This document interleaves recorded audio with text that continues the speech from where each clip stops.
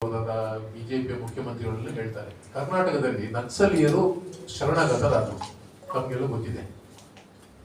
ನಕ್ಸಲ್ ಎಂದು ಸಂಪೂರ್ಣ ಶರಣಾಗತಿಯಾಗಿ ಆದಂತಹ ಸಂದರ್ಭ ಬಿಜೆಪಿಯವರು ಹೇಳಲಿಕ್ಕೆ ಶುರು ಮಾಡಿದ್ರು. ನಕ್ಸಲರನ್ನ ಅವರೆಲ್ಲ ಸಾಕಿದ್ದಾರೆ ಕಾಂಗ್ರೆಸ್ ಪಕ್ಷದವರು. ಈಗ ಅವರನ್ನು ಸರೆಂಡರ್ ಮಾಡ್ತಾ ಇದ್ದಾರೆ. ಅವರನ್ನು ಸರೆಂಡರ್ ಮಾಡಿದ್ರೆ ಮತ್ತೆ ಅವರು ಕರೀತಾರೆ ನಕ್ಸಲರು ಏನು ಕರೀತಾರೆ, ಹಾಗೆ ಮತ್ತೆ ಅವರು ಡಿಸ್ಟರ್ಬ್ ಮಾಡುವಂತ ಪರಿಸ್ಥಿತಿ. ಇವರು ಕಾಂಗ್ರೆಸ್ನವರು ಅವರನ್ನ ಸರೆಂಡರ್ ಮಾಡಬಾರ್ದು, ಅಂದ್ರೆ ಫಿನಿಶ್ ಮಾಡಬೇಕು ಅನ್ನೋಂಥ ಉದ್ದೇಶ ಅವರು. ಕಮ್ಯುನಿಸ್ಟ್ನವರೆಲ್ಲ ಹೇಳಿದ ಹಾಗೆ ಕಾಂಗ್ರೆಸ್ ಸರ್ಕಾರ ಕೇಳ್ತದೆ, ಆದ್ದರಿಂದ ಸಮಸ್ಯೆ ಆಗ್ತದೆ ಅನ್ನುವಂಥ ವಿಚಾರವನ್ನು ಅವರು ಒತ್ತಿ ಒತ್ತಿ ಹೇಳಿದ್ದಾರೆ. ಇವತ್ತು ಜಾಸ್ತಿ ನಕ್ಸಲರಿರುವಂಥದ್ದು ಛತ್ತೀಸ್ಗಢದಲ್ಲಿ.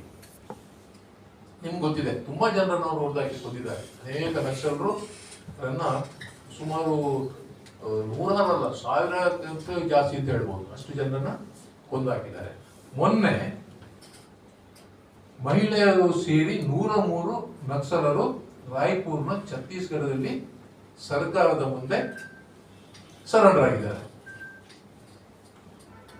ಕಳೆದ ವಾರ ಕೂಡ 71, ಒಂದು 2-3 ವಾರದಲ್ಲಿ 71 ಜನ ಮತ್ತೆ ನಕ್ಸಲರು ಸರೆಂಡರ್ ಆಗಿದ್ದಾರೆ. ಛತ್ತೀಸ್ಗಢದಲ್ಲಿ ಇರುವಂತದ್ದು ಬಿಜೆಪಿ ಸರ್ಕಾರ. ಇವರು ಯಾಕೆ ಹಾಗಾದ್ರೆ ಅವರನ್ನು ಸರೆಂಡರ್ ಮಾಡ್ತಾರೆ? ನಕ್ಸಲೀಯರು ಅಂತ ಹೇಳಿದ್ರೆ ಛತ್ತೀಸ್ಗಢದಲ್ಲಿ ನಕ್ಸಲ್ ಇದೆ, ಕರ್ನಾಟಕದಲ್ಲಿ ನಕ್ಸಲ್ ಇದೆ, ಕೇರಳದಲ್ಲಿ ನಕ್ಸಲ್ ಇದೆ. ಸರೆಂಡರ್ ಮಾಡಬಾರ್ದು ಅನ್ನೋ ಉದ್ದೇಶ ಅವ್ರದ್ದಿದ್ರೆ ಅವ್ರು ಮತ್ತೆ ಈಗ 103 ಮತ್ತೆ 70, 170, 180 ಜನ ಮುಖ್ಯವಾಹಿನಿಯಲ್ಲಿ ಸೇರ್ಕೊಂಡ್ರೆ ಮತ್ತೆ ನಕ್ಸಲಿನ ಪ್ರಾರಂಭ ಮಾಡುವುದಿಲ್ಲ ಅವರು. ಹಾಗಾದ್ರೆ ಛತ್ತೀಸ್ಗಢಕ್ಕೆ ಒಂದು ಕಾನೂನು, ಕರ್ನಾಟಕ ಒಂದು ಕಾನೂನು, ಬಿಜೆಪಿಗೆ ಒಂದು ಕಾನೂನು, ಕಾಂಗ್ರೆಸ್ಗೆ ಒಂದು ಕಾನೂನು. ಇವರು ಇಬ್ಬಗೆಯ ನೀತಿಯ ಬಗ್ಗೆ ನಾವು ಮಾತಾಡುವಂಥದ್ದು. ಯಾವತ್ತೂ ಕೂಡ ಈ ಗೋಮಾಂಸದ ಬಗ್ಗೆ ಕೂಡ ಅವ್ರದ್ದು ಅದೇ ನಿಲುವು. ಕರ್ನಾಟಕದಲ್ಲಿ ಗೋಮಾಂಸ ಬ್ಯಾನ್ ಮಾಡಬೇಕು, ಗೋವಾದಲ್ಲಿ ಮೇಘಾಲಯದಲ್ಲಿ ಗೋಮಾಂಸ ತಿನ್ಬಹುದು. ಅಲ್ಲಿ ಕೂಡ ಬಿಜೆಪಿ ಸರ್ಕಾರನೇ ಇದೆ. ಅವ್ರ ಎಂಪಿಗಳೇ ಹೇಳ್ತಾರೆ ನಾವು ತಿಂತೇವೆ ಗೋಮಾಂಸ ಅಂತ ಅವ್ರು ಹೇಳ್ತಾರೆ. ನಮ್ಮದು ಫುಡ್, ಅದು ದೈನಂದಿನ ಆಹಾರ, ಇದರ ಬಗ್ಗೆ ಆಕ್ಷೇಪ ಮಾಡ್ಲಿಕ್ಕೆ ಯಾರಿಗೂ ಆಗುದಿಲ್ಲ ಅನ್ನುವಂಥದ್ದನ್ನ ಬಿಜೆಪಿ ಎಂಪಿಗಳು ಹೇಳ್ತಾರೆ. ಕರ್ನಾಟಕದಲ್ಲಿ ಬ್ಯಾನ್ ಮಾಡ್ಬೇಕು, ದೊಡ್ಡ ದೊಡ್ಡ ಮಾತಾಡ್ತಾರೆ. ಎಕ್ಸ್ಪೋರ್ಟ್ ಆಗ್ತದೆ, 7ನೇ ಸ್ಥಾನದಲ್ಲಿ ಇತ್ತು ಬೀಫ್ ಎಕ್ಸ್ಪೋರ್ಟ್ ಅಲ್ಲಿ ಇಂಡಿಯಾ. ಈಗ ಎಷ್ಟಕ್ಕೆ ಬಂದಿದೆ? Number 1 in the world beef export India. ಈ ಬಗ್ಗೆ ನೀತಿಯ ಬಗ್ಗೆ ಮಾತನಾಡ್ತಾ ಇದ್ದೇನೆ. ಪ್ರತಿಯೊಂದರಲ್ಲಿ ಕೂಡ ಇವರಿಗೆ ಬೇಕಾದಾಗೆ ಮಾತಾಡ್ಕೊಂಡು ಹೋಗುವಂಥದ್ದು, ರಾಜಕೀಯ ಮಾಡುವಂಥದ್ದು, ಮತ್ತೆ ಕಾಂಗ್ರೆಸ್ ಮುಖಕ್ಕೆ ಒರೆಸುವಂಥದ್ದು. ಇಂತಹ ಇಬ್ಬಗೆಯ ನೀತಿಯನ್ನು ಬಿಜೆಪಿಯವರು ಅನುಸರಿಸ್ತಾ ಇದ್ದಾರೆ ಅನ್ನುವಂಥದ್ದನ್ನ ಸ್ಪಷ್ಟಪಡಿಸುವಂಥದ್ದು. ಮತ್ತು ನಮ್ಮ RSS ಸಂಘ ಸಂಚಾಲಕರು ಏನಾಗಿದ್ದಾರೆ ಗೊತ್ತಿಲ್ಲ, ಕಾರಣ ಏನಿತ್ತು ಸರ್? ಅಷ್ಟು ಪೋಸ್ಟ್ ಈಗ ನಾನು ಹೇಳಿದೆಲ್ಲ, ಮೇನ್ ಆಗಿ 2,500 ಪೋಸ್ಟ್ ಖಾಲಿ ಇರುವುದೇ ಪವರ್ಮೆನ್ಗಳು. ಅಂದ್ರೆ ರಿಕ್ರೂಟ್ಮೆಂಟ್ಗೆ ಜನ ಬರ್ತಾ ಇಲ್ವಾ? ಬರ್ತಾ ಇಲ್ಲ. ರಿಕ್ರೂಟ್ಮೆಂಟಿಗೆ ನಮ್ಮ ಜಿಲ್ಲೆಯಿಂದ ಯಾರು ಬರ್ತಾ ಇಲ್ಲ. ಒಂದು 10,000 ಅಪ್ಲಿಕೇಶನ್ ಬಂದರೆ 10 ಜನ ಕೂಡ ಜಿಲ್ಲೆಯವರು ಆಗುದಿಲ್ಲ. ಈಗ ಪೊಲೀಸ್ ಲಾಸ್ಟ್ ಟೈಮ್ ಅದಕ್ಕಾಗಿ ಒಂದು ಅವೇರ್ನೆಸ್ ಪ್ರೋಗ್ರಾಮ್ ಮಾಡಿದ್ರು. ನಮ್ಮ ಇಲ್ಲಿಂದ ಯಾರು ಪೊಲೀಸ್ ಇಲಾಖೆಗೆ ಬರ್ತಾ ಇಲ್ಲ ಅಂದ್ಬಿಟ್ಟು ಶಶಿಕುಮಾರ್ ಇರುವಾಗ ಅದಕ್ಕೆ ಅವೇರ್ನೆಸ್ ಪ್ರೋಗ್ರಾಮ್ ಆ ಥರ ನೀವೇನಾದ್ರೂ ಮಾಡುವಂತ. ಅದೇ ನಾನು ಆಗ ಹೇಳಿದೆ, ಆ ಥರ ಈಗ ನಾವು ಅಂದ್ರೆ ಈ ಜಿಲ್ಲೆಗೆ ಸೀಮಿತವನ್ನಾಗಿ ಮಾಡಿದರೆ ಈಗ ಏನು ಅರ್ಜಿ ಹಾಕಿದ್ದಾರೆ ಅವರಿಗೆ ಕೆಲಸ ಸಿಗ್ತಾ ಇಲ್ಲ. ಯಾಕೆಂತ ಹೇಳಿದ್ರೆ ಮಾರ್ಕ್ಸ್ ಪ್ರಾಬ್ಲಮ್. ಬೀದರ್ನವ 85-90 ಮಾರ್ಕ್ ತೆಗಿತಾನೆ, ನಮ್ಮಲ್ಲಿ 50 ಮಾರ್ಕಿನ ಮೇಲೆ ಅವನು ಪವರ್ ಮ್ಯಾನ್ಗೆ ಅರ್ಜಿ ಹಾಕುದಿಲ್ಲ.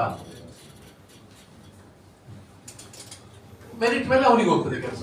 ಅವ್ನು 3 ವರ್ಷ ಇಲ್ಲಿ ಕೆಲಸ ಮಾಡಿ ವಾಪಸ್ ಹೋಗ್ತಾನೆ. ನಮ್ದು ವೇಕೆನ್ಸಿ ಈಗ 441 ಜನ ಈಗ ಪವರ್ ಮ್ಯಾನ್ಗಳ ಅಪಾಯಿಂಟ್ಮೆಂಟ್ ಆಗಿದೆ. ಇನ್ನೇನು ಆರ್ಡರ್ ಸಂಪೂರ್ಣ ಆಗಿದೆ, ಆರ್ಡರ್ ಆಗಲಿಕ್ಕೆ ಮಾತ್ರ ಬಾಕಿ. ಅದು ಬರುವಾಗ 460 ಜನಗೆ ಆಲ್ರೆಡಿ ಟ್ರಾನ್ಸ್ಫರ್ ಆಗಿದೆ ಬೇರೆ ಜಿಲ್ಲೆಗೆ. ಬೇರೆ ಜಿಲ್ಲೆ ಅಲ್ಲ, ಬೇರೆ ಕಂಪನಿಗೆ. ಆಗ 50-50 ಆಗ್ತದೆ. ಅದರಲ್ಲಿ ಎಷ್ಟು ಆಯ್ಕೆ ಆಗಿದೆ ಅಂತ ಹೇಳೋದು. ತರಬೇತಿಯನ್ನು ಕೊಟ್ಟಿದ್ದು ಅದು ಏನಾಯ್ತು? ಜಿಲ್ಲೆಯವರಾಗಿ ವರ್ಗಾವಣೆಯನ್ನು ತಡೆ ಹಿಡಿಯಲಾಗಿತ್ತು. ವರ್ಗಾವಣೆ ಈಗಲೂ ನಡೆಯುತ್ತಿದೆ.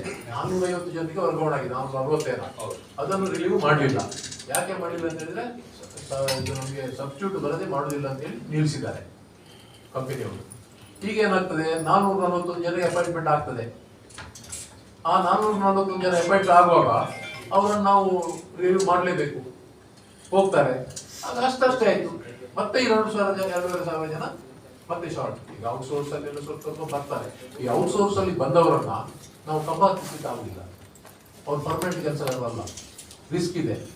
ಈ ಸಣ್ಣ ಪುಟ್ಟ ಬೇರೆ ಬೇರೆ ಅವರಿಗೆ ಸಪೋರ್ಟಿವ್ ಆಗಿ ಕೆಲಸ ಮಾಡ್ಬೋದು ಬಿಟ್ರೆ ಆಗುದಿಲ್ಲ. ಅಂತವ್ರನ್ನ ಈಗ ತಗೊಳ್ತಾ ಇದ್ದೇವೆ. ಪುತ್ತೂರಿನವರೀಗ ಟ್ರೈನಿಂಗ್ ಕೊಟ್ಟು ಅವರು ಸ್ಟಡಿ ಮಾಡಿರ್ಬೋದು, ಬಟ್ ಅಪ್ಲಿಕೇಶನ್ ಹಾಕ್ಬೇಕಲ್ಲ. ಇಡೀ ಜಿಲ್ಲೆಗೆ ಅದನ್ನು ವಿಸ್ತಾರ ಮಾಡ್ತೀರಾ? ಅದೇ. ಹತ್ತಿಗೆ ವಿಸ್ತರಣೆ ಮಾಡ್ತೀರಾ? ಅದೇ ಈಗ ಅದನ್ನ ನಾನೀಗ ಆಗ ಪ್ರಸ್ತಾಪ ಮಾಡಿದ್ದು ಅದೇ. ಸರ್ಕಾರದಿಂದಲೇ ಕಾನೂನಿನ ಬದಲಾವಣೆ ಆಗ್ಬೇಕು.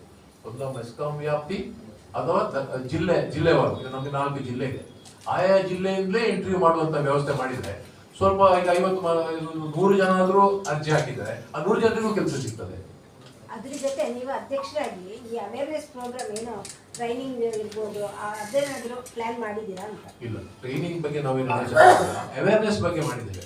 ಅವೇರ್ನೆಸ್ ಬಗ್ಗೆ ಶಾಲೆಯಲ್ಲಿ, ಗ್ರಾಮ ಸಭೆಗಳಲ್ಲಿ, ಪಂಚಾಯತ್ಗಳಲ್ಲೆಲ್ಲ ಅವೇರ್ನೆಸ್ ಕೊಡುವಂತ ಇದು ವರ್ಷ ಮಾಡ್ತಾ ಇದ್ದೇವೆ. ಪ್ರತಿ ಡಿಸೆಂಬರ್ನಲ್ಲಿ ಕರ್ನಾಟಕ ಮಾಡ್ತಿದ್ದೆ, ಅದು ಮಾಡ್ತೇವೆ. ಬಟ್ ನೀವು ಹೇಳಿದಾಗೆ ಅದನ್ನು ಕೂಡ ಸ್ವಲ್ಪ ಟ್ರೈನಿಂಗ್ ಅಂದ್ರೆ ಮೆಸ್ಕಾಂ ವತಿಯಿಂದ ಟ್ರೈನಿಂಗ್ ಕೊಡುವಂತ ವ್ಯವಸ್ಥೆ ಇದೆ, ಅದರ ಬಗ್ಗೆ ನಾನು ಇನ್ನು ಆಲೋಚನೆ ಮಾಡ್ಬೇಕಷ್ಟೇ. ಈಗ ಅಶೋಕ್ ಕುಮಾರ್ ರೈ ಅವರು ಮಾಡಿದಂತ ಒಂದು ಒಳ್ಳೆ ಕೆಲಸ, ಅಂತದ್ದು ಜನಪ್ರತಿನಿಧಿಗಳು ಅದಕ್ಕೆ ಮುಂದೆ ಬಂದ್ರೆ.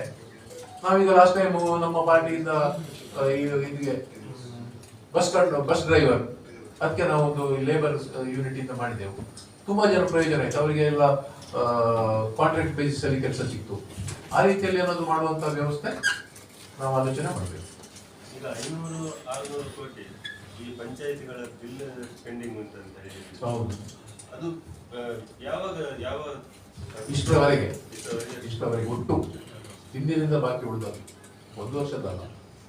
ಅದರಲ್ಲಿ ಏನು ಹೇಳಿದ್ರೆ, ಈಗ 1 ದಾರಿದೀಪ, 2 ವಾಟರ್ ಸಪ್ಲೈ ಮ್ಯಾಕ್ಸಿಮಮ್ ಇರುವುದು. 2 ಕೂಡ ನಿಲ್ಲಿಸೋಕಾಗಲಿಲ್ಲ. ದಾರಿದೀಪವನ್ನು ನಿಲ್ಲಿಸಿದ್ರೆ ಕತ್ಲಾಗ್ತದೆ, ಪಂಪ್ ಸೆಟ್ ಸ್ಟಾಪ್ ಮಾಡಿದ್ರೆ ನೀರಿಲ್ಲ. ಸೊ ಸಮಸ್ಯೆ ಇದೆ. ಆದ್ರಿಂದ ನಾವು ಸರ್ಕಾರ ಅದನ್ನು ನೆಗೋಷಿಯೇಟ್ ಮಾಡ್ತಾ ಇದ್ದೇವೆ. ಸ್ವಲ್ಪ ರೆವಿನ್ಯೂ ಇದು ಬಾಕಿ ಅದನ್ನು ಕೊಡುವಂಥದ್ದು ಬರ್ತದೆ, ಸ್ವಲ್ಪ ಬರ್ತಾ ಇದೆ, ಅಷ್ಟು ಬಾಕಿ ಇದೆ. ಈಗ ಗ್ರಾಮ ಪಂಚಾಯತ್ ಮಟ್ಟದಲ್ಲಿ ವಿದ್ಯುತ್ ದೀಪಗಳು ನಿರಂತರ ಒತ್ತಾರೆ ಇರ್ತದೆ ಕೆಲವು ಕಡೆ.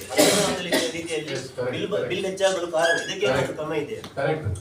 ಯಾಕಂದ್ರೆ ನಾವು ಪ್ರತಿಯೊಬ್ಬರು ನೋಡುವಂಥದ್ದು, ನಾನು ಕೂಡ ನೋಡ್ತೇನೆ, ಮಧ್ಯಾಹ್ನ 12 ಗಂಟೆ ಆದ್ರೂ ಬೀದಿ ದೀಪ ಉರಿತಾನೆ ಇರ್ತದೆ.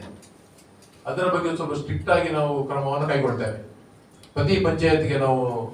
ಯಾಕೆಂದ್ರೆ ಅವರಿಗೆ ನೀವು ಕಟ್ಟಿ ಇಲ್ಲದ್ರೆ ತೆಗಿತೇವೆ ಅಂತ ಹೇಳುವಂತ ಪರಿಸ್ಥಿತಿಯೂ ಬರ್ಬಹುದು, ಮಿಸ್ಯೂಸ್ ಆಗಬಾರ್ದು. ಈಗ ಆಕ್ಚುಲಿ ಅವರು ರಾತ್ರಿ 7 ಗಂಟೆಯಿಂದ ಬೆಳಿಗ್ಗೆ 6 ಗಂಟೆವರೆಗೆ ಉರಿಸಿ ಅದನ್ನು ಸರಿಯಾಗಿ ಮೇಂಟೈನ್ ಮಾಡಿದ್ರೆ ಆಫ್ ಮಾಡ್ಲಿಕ್ಕೆ ಯಾರಿಗೆ ಜವಾಬ್ದಾರಿ ಕೊಟ್ಟರೆ. ಇದರಲ್ಲಿ ಕೇವಲ ಮೆಸ್ಕಾಂ ಅಥವಾ ಪಂಚಾಯತ್ ಮಾತ್ರ ಅಲ್ಲ, ಪಬ್ಲಿಕ್ ಕೂಡ ಸ್ವಲ್ಪ ಜವಾಬ್ದಾರಿ ಇದೆ.